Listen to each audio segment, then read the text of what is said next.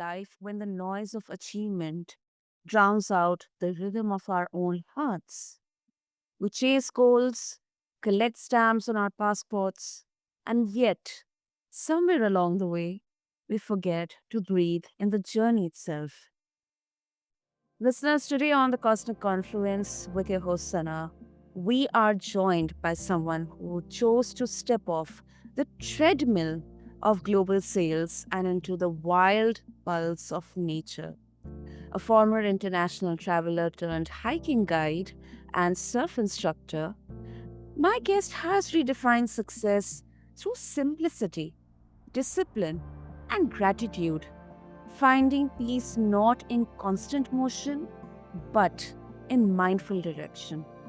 So, together we are going to explore how mindset shapes the way we experience the world, why discipline is more about devotion than control, and how gratitude transforms the everyday into the extraordinary. So, listeners, meet my lovely guest, Ruth O'Meara. So, Ruth, welcome to the show. And as always, it is really, really an honor to have you here with us. Hi, Sana. Thank you so much. Lovely to be chatting to you again. Definitely, definitely. Uh, Ruth, let's understand. I mean, of course, your journey from international sales to guiding others through Ireland's landscapes. It really feels like a powerful shift from pressure to presence.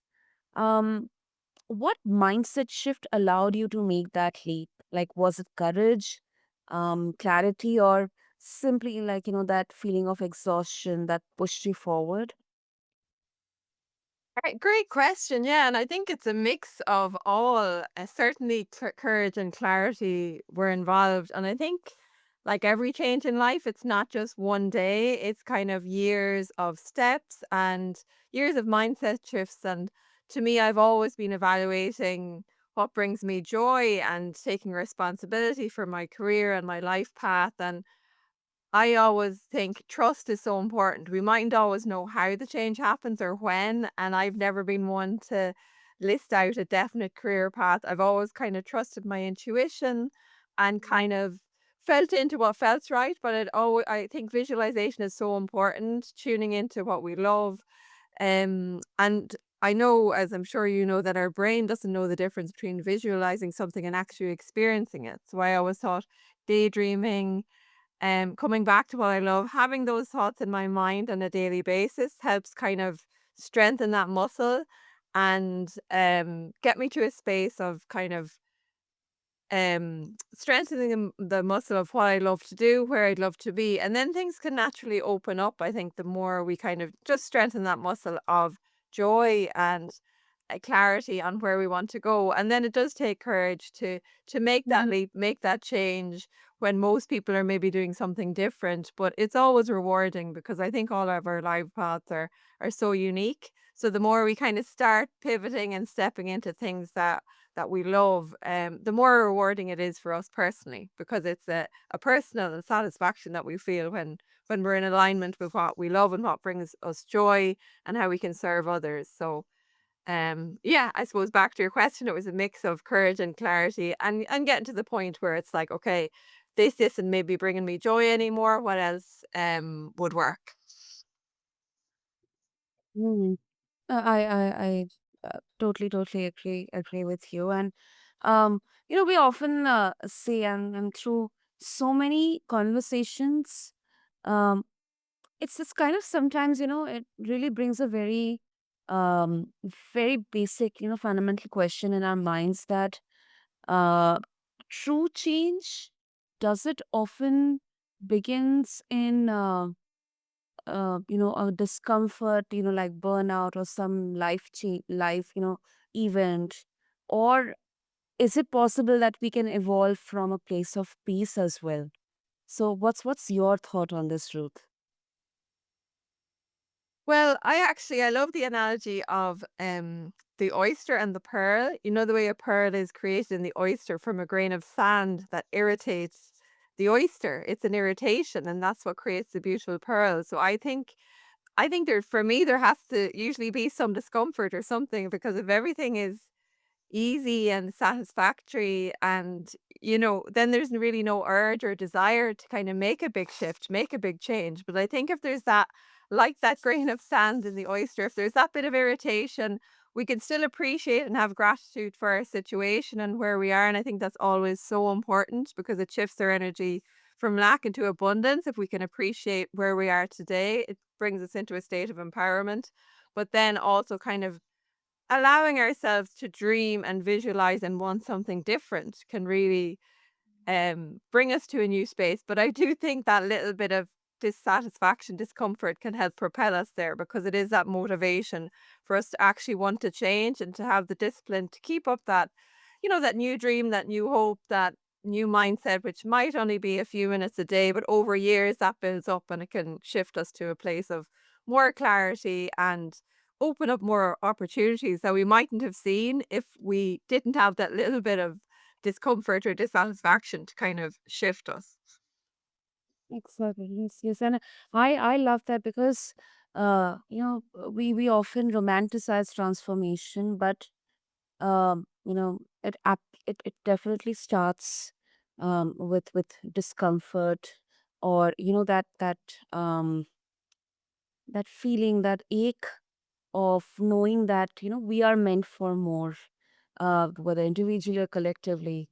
And I think that ache, it can become a compass if we listen to it. And that's what you did as well, Ruth, when you transitioned from something as highly pressurized role, like sales, that to international sales, to then guiding others through the beautiful landscapes of Ireland. So yeah, I think that's really, really, I think that's such a uh, inside out transformation that you have had. Now, Ruth, let's get into the nature. Like in your work as a guide, you have seen people find calm just by walking through nature. I can definitely imagine that. Do you believe that discipline plays a role in that kind of peace, or is it more about surrendering control? Um, that's an interesting question. I think there's both in it. I think in our modern world we do need discipline to and I loved what you said about the ache, knowing that we're meant for more. I completely agree and that it is a compass. I think that's so true. But in order of or for us to follow that compass, I think we do need discipline. And for me, nature, spending time being present, spending time with ourselves can bring that clarity to our life path. So I think the discipline is removing ourselves from the constant modern distractions and the pull of them, be it Netflix, be it YouTube, be it entertainment in whatever form to actually remove ourselves and go to a park, spend time in nature, and just to help us tune into that inner compass. And within that, we can surrender because I think often we don't have the answers in the moment of what the next step is. That's certainly been my experience, but it's tuning into the desire for something different. And that can help with the compass um, and I suppose aligning itself in the right direction for us. But I think both the discipline and the surrender bring us there. Spending time being present in nature, if possible, meditating, going within to get clear, and that does take discipline because it's just so easy to be drawn into all of the modern distractions and all the bright lights and everything to actually just tune in on a daily basis and then it helps get clear on maybe wanting something different and just allowing that to marinate, and it's okay. I don't think we're always supposed to have the answer when we have the desire. It's knowing, okay, actually there is that ache, like you say, for more. What would I love to be doing? What would bring me joy? And I think when we're in that, we are in alignment with our soul purpose when we start tuning into that joy, because that's how we can best serve the world and serve others. And it's important that that's in alignment for us, I think. Yeah, yeah. And do you think that, because some say here, Ruth, that discipline, it brings it gets us into a monotonous way of living. It kills creativity. Routines make us rigid. Do you think that this is true, or discipline actually create more freedom for us? Like, I think some mental discipline is necessary. I don't think it's necessary to have a extremely rigid structure where there's no room for creativity or play. That's, I suppose, not how I would see discipline. I think within it, so creativity and play is so important, and flexibility. But it is the discipline, I suppose, to commit to ourselves in some way, to commit to some daily practice of meditation, of dance, of some sort of creativity, something that will bring us within, and practicing that regularly, practicing something regularly that will bring us joy in order to strengthen that muscle. So I think within that there's discipline, but it's not about punishing ourselves or forcing too much of a structure where there isn't room for flexibility or opportunity or change to come in. And I suppose it is a fine line because we can be so focused on our goals, we don't want to miss, as they say, the wood for the trees. We want to be able to see the bigger picture and be open to opportunities that come in a way maybe that we don't expect. But I do think that presence, that clarity, strengthening the joy muscle helps us kind of think outside of the box and see things and see opportunities that if we were very kind of overly disciplined in a way of in our own lives, losing flexibility, we mightn't actually see the opportunity. Hmm. I love that nuance. Love that nuance, Ruth. Yes. I think it definitely um that explores that possibility where discipline and freedom can kind of dance together. It's almost like paradoxical, yet maybe that's where that mastery lives, in knowing that when to hold on and when to let go. And I think Yeah, that is, yeah, absolutely. Yeah. yes. And I think it's a fine line, and I think it's about choice, that if we want to choose to make change, make shifts in our lives, we have to have some discipline within that, because if we are just doing what we always did, there's possibility there can be stagnancy there. Whereas if we can allow that hope, that inspiration, and I think that's something we personally have to work on. Yeah, totally, totally. And Ruth, of course, I think it's definitely a gift. I mean, you have traveled the world. Um, you have guided countless journeys. Now I would bring in here the essence of gratitude. Um, how has gratitude evolved for you? Like, if you can um share, like, what exactly you used to think about, what to be thankful about, or maybe, or you never used to think before you actually explored the different cultures, different countries in there. Like, does it come naturally to you now, or do you still have to practice it intentionally? I definitely still have to practice it intentionally. Like every night I will think of 5 things I'm grateful for that day, and I've done that for years. I had a Reiki teacher years ago, and she advised me to do that, and I started doing that, and at first it was quite difficult.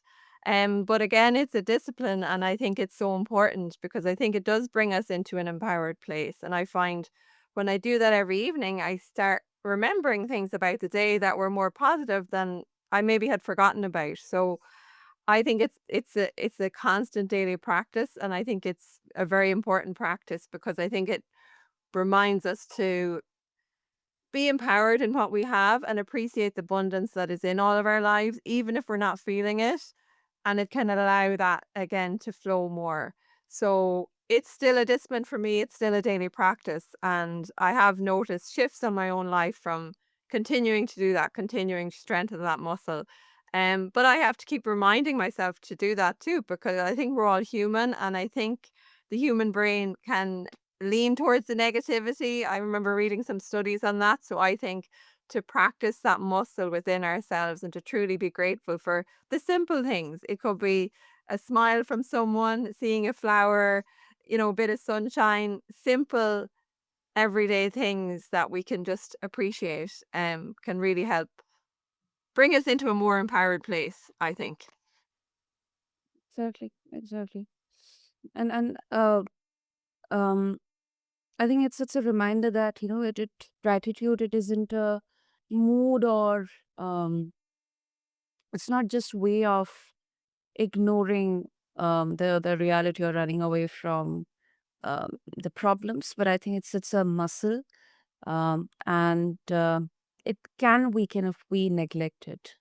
So yes, irrespective, yes, everyone, we would have difficult situations in our lives, or some challenges to face upon, but um, gratitude, it brings us back to appreciate what we already have, and definitely also brings clarity, because you know that you have these blessings with you.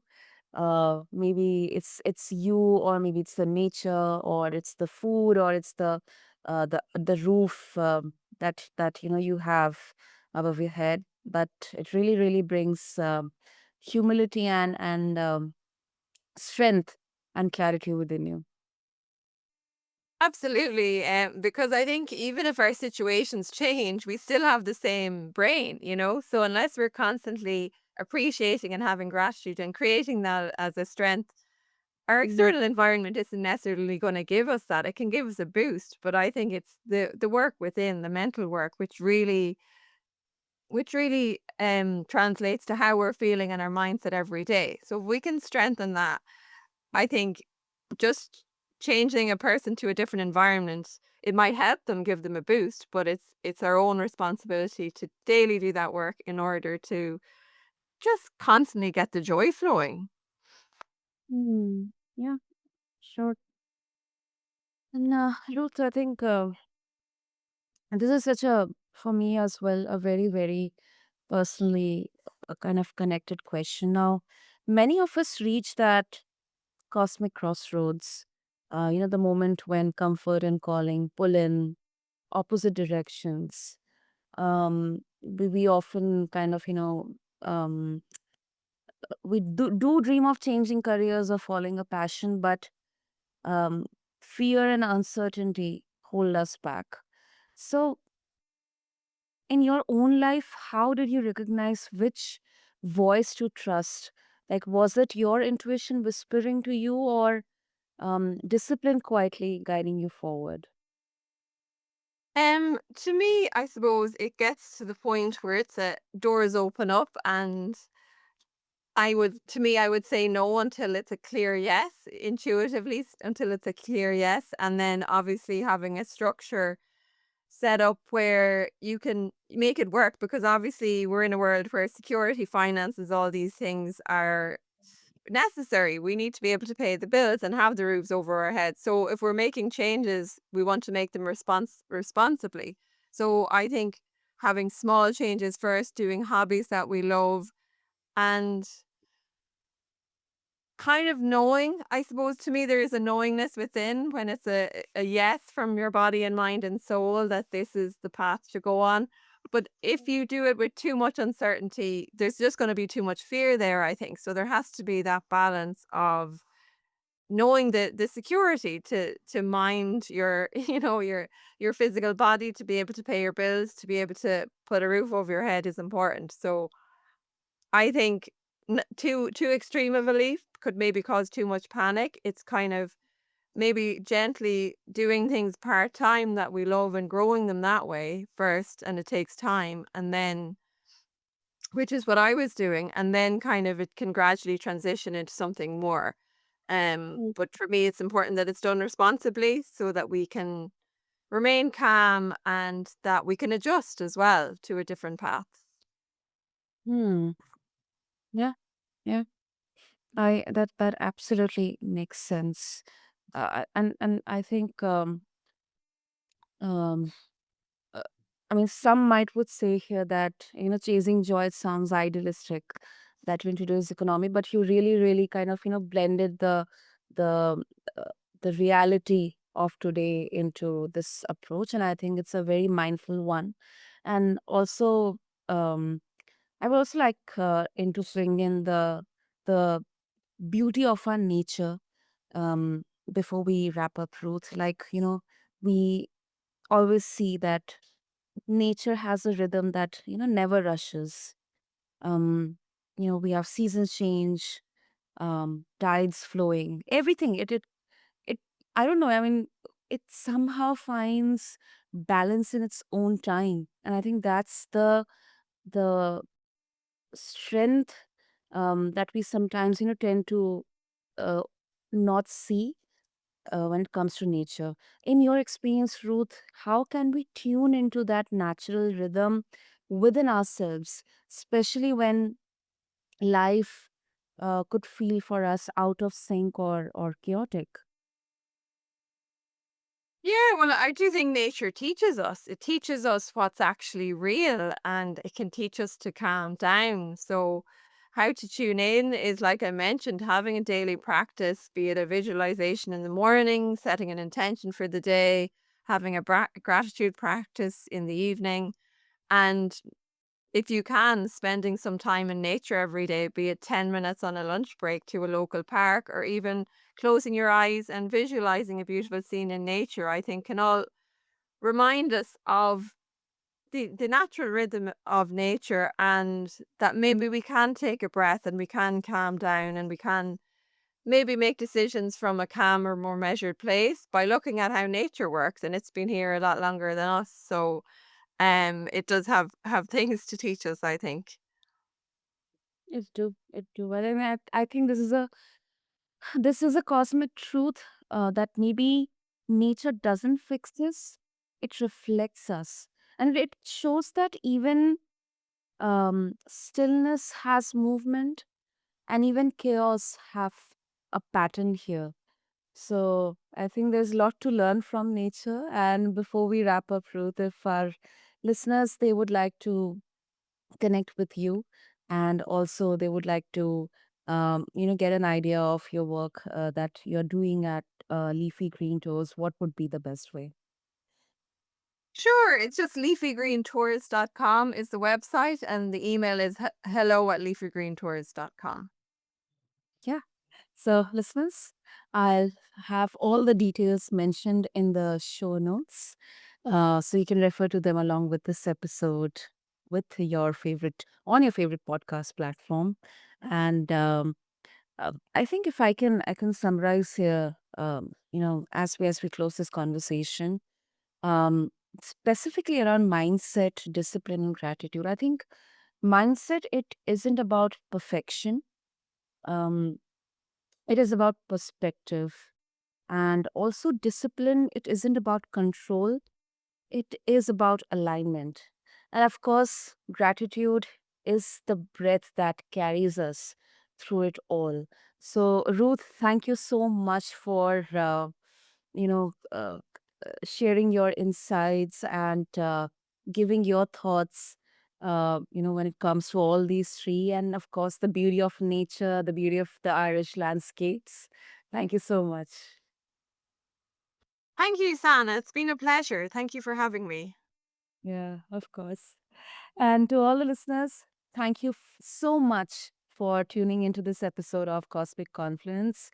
I hope that you find moments of stillness that ground you, challenges that shape you, and the small, the teeny tiny joys that remind you that you are exactly where you need to be. Until then, this is your host, Sana, signing off. Thank you.